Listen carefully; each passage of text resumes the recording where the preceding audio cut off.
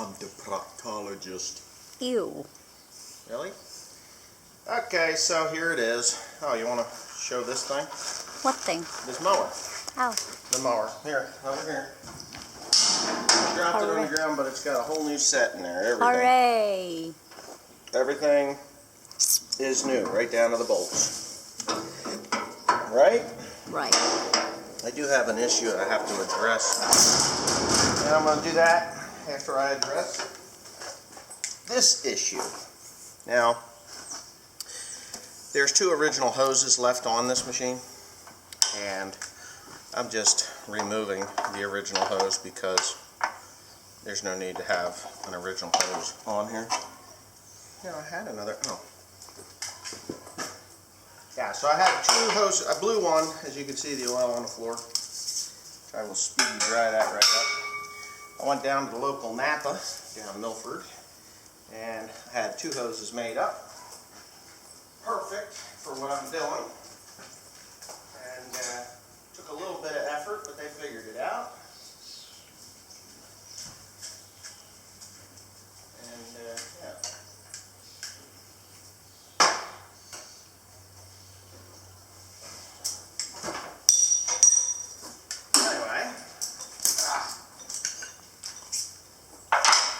Okay, that's pretty simple. They're both the same. There's actually, all three of them are identical, which is nice about Gehl. They kind of keep things non-proprietary and rather easy to replace, like off-the-shelf kind of stuff. You know, you don't have to worry too much about proprietary hoses and stuff. So anyway, so that's what I did. I went down to Milford Auto and I picked up those parts, these hoses, and I'm going to replace them, and then we're going to try it out. Right, Teresa? Right. The problem is I got to get a hose. You can shut that off. I got to get a wrench. Okay, so I got the wrench. It turns out it's a 3/4, which is really weird because most of these things turn out to be like 13/16 or 7/8 or 5/8 or 11/16, 13/16, and 7/8. They're never your standard size ones, but this one just so happened to be a standard size, which was nice. I'm not going to replace that one just yet. I'm going to put this guy on here first. That's the new one? Yes. You have up and down.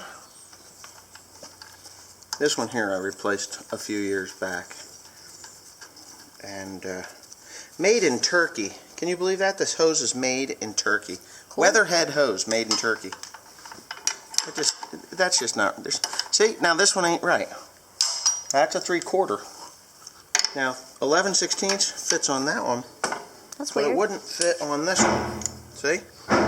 So these are American made, and these are Turkish made. A little bigger? Smaller? Smaller. Smaller. So it takes an 11/16 wrench to change it. See, I'm glad I grabbed it because it would have kind of half pissed me off if I had to go full on and find it. Okay. So, yeah, let me go change this. See, I have one of the old style John Deere ends on there because this John Deere tractor had 3 remotes, and when I bought this tractor, everything I had old style ends on it, and I bought adapters to adapt to this. I guess we bought this in about 1998 or 1999. We bought this tractor, but it had a cracked housing for the SCV, the selective control valve, and after having it rebuilt and then buying a new one, it wasn't brand new, it was a rebuilt one, they both leaked and had cracks in them. I decided that I would go ahead and overhaul. Did I overhaul? No, did I buy that? I don't remember. Anyways, I had one old style selective control valve put on because it was easier, you know, even if you got a 2 selective control valve piece of equipment, you could just hook up to that one and raise it up or drop it or whatever. And it worked out pretty good. But now that everything is the new style, you know, the new style Pioneer or original Pioneer fittings, it's kind of a pain in the ass to have that one. So, I actually do have the adapters. I have the adapters to go back to the, when I come up, like this piece of equipment has this style on it, the old style. But I have an adapter that I put on that goes to the new Pioneer style instead. Because I just can't, there's just so little use for, you know, I don't use this tractor for everything anymore. So it's kind of like a pain in the ass now, because if I go from the newer style tractors, even the 50s, you know, the 60 series is all Pioneer. But, yeah. Anyway, get this hose put on. I'm sure somebody's going to tell me I'm doing it wrong. There. Well, what exactly are you doing that thing anyway? Huh? What are you doing with that thing? What, here? Yeah. Well, this is the fitting. Look, if you don't know, I mean, you know, I probably should explain this. Years ago, John Deere. Hold on a second. John Deere. Not junk deer? Huh? Not junk deer? No, John not junk Deere? deer. You know, you want your mouth washed out? That's what happens to people around here when they curse like that. That's what they say. You could say interred national, but you're not going to say Interred national. Interred national, but you're not going to say junk deer. Okay, years ago, this is what, this is a Pioneer end. You see the difference? See? So John Deere decided that they would make a proprietary end, which is this one. Okay. So they call this the old style John Deere fitting. This is not an old style John Deere fitting. The original John Deere fittings were these. So if you go over to that John Deere 60 that was made in the 50s, it will take this Pioneer fitting. So after the 30 series 2 cylinders, and they went to the 10 series 6-cylinder, 4 and 6 cylinder tractors, they went to this proprietary, and they ran this proprietary end until the 40 series. So the 4010s, 4020s, and 4030s, and 4040s all had this. When they went to the 50s, the 4050s and up or down, they went back to this. Why do they do that? Because it was like I said, it was proprietary. You had to buy this from John Deere. You could buy this anywhere, because International used this. You could buy this anywhere. Napa had these. Now you can buy these anywhere, but this was John Deere. John Deere only. Oh. Proprietary, meaning they had it. It was their patent. It was all that. Oops. So what you were trying to do with the hoses over there, you were trying to put heat. Yeah, well, this is another thing. Because there's only one of these on here, you can't screw this up. You can only get right or left wrong, but this is your... Is it right and left? This is right and left. This is up and down. This guy, I believe. No, these are right and left. This is up and down. Up only, because it's a single action cylinder. So I always put mine on the left-hand side. That way, when you pull the lever back, that puts pressure to it and raises it up. So, yeah. And believe it or not, when the person that put this machine together, they actually put this together wrong. This here should have been on this valve, because this is your right and left. Yeah, I was going to say there's an arrow. This arrow is for your up and down. Right, so this one's supposed to go here. Yes, it is. These two are supposed to be together, and this is the lockout for the swing.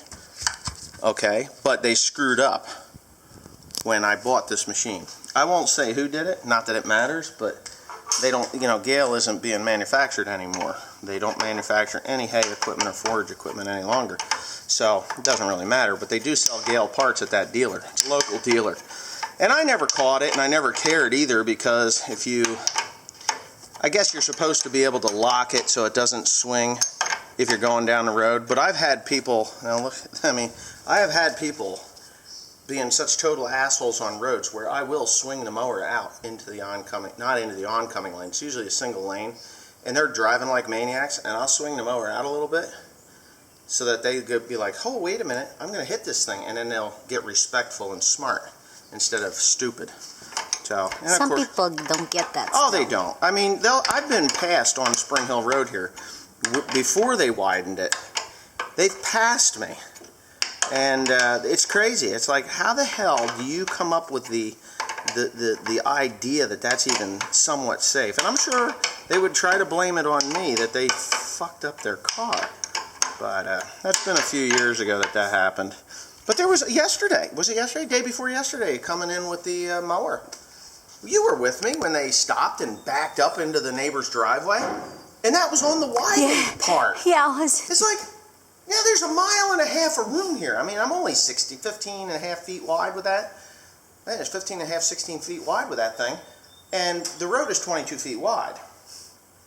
So if I move over, they could just pull off to the side. But no, they stopped in the middle of the road. And they backed, I don't know, 100 yards back up. And then one of them pulled into the driveway, and the other one backed up behind them. It just blows my mind sometimes. And they think that they're like doing me this huge favor when I'm thinking, you know, you're just so stupid. Move over. You know, your car is not 15 feet wide also. Maybe that's what they think, that their car is huge. You know, they're in like a Subaru, you know. I think one was a Subaru, wasn't it? I don't know. Anyway, it doesn't much matter. It don't much matter.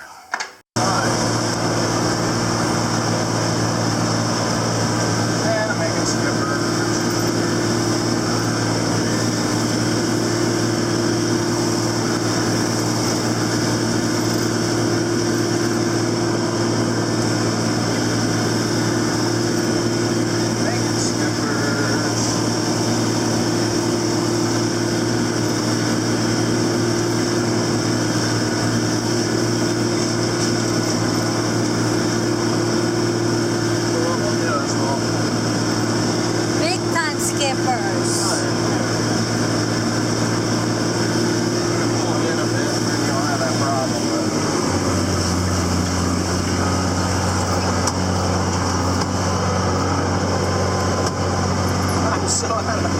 I'm so out of practice with one of these, it's not funny. Come on, tractor.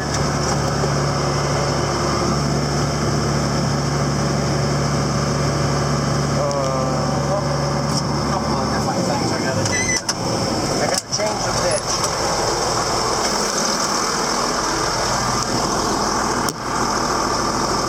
Alright, so it's been kind of a long road to get this mower up and running. As you can see, this second cut hay is just phenomenal.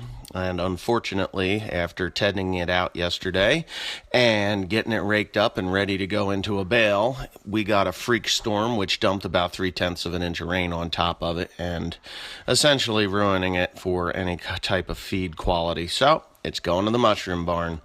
So anyways, got a lot of questions on how much this cost to overhaul this thing. The cutter bar itself was almost $2,900. All in total, it was just over $5,000. That's what it cost. So, yeah, it's not a cheap deal, but it keeps us going. And no, I'm not going to sell this machine. I actually need it to do, to do certain farms that I have. They're just too small for the. God, I did this backwards. But they're just too small for the self-propelled. I can't get in their gates. Can't get in anywhere. So I just decided, screw it. I'm going to get this thing going. The 3-point hitch one, though, that only has about 50 to 100 acres through it, I will sell that. That's a 9-foot 3-point hitch disc bind and disc mower. It has no conditioning rolls. I will be selling that because I just don't need it with this Gehl. Being on the farm. The Gehl is much better. So anyways, thanks for watching. Please comment, rate, and subscribe. And congratulations to Ryan from How Farms Works. He has just reached that 100,000 subscriber mark, which is a huge accomplishment for a simple farming channel. Hope to be there someday soon. And yeah, with your help, just hit that subscribe button. Thanks again.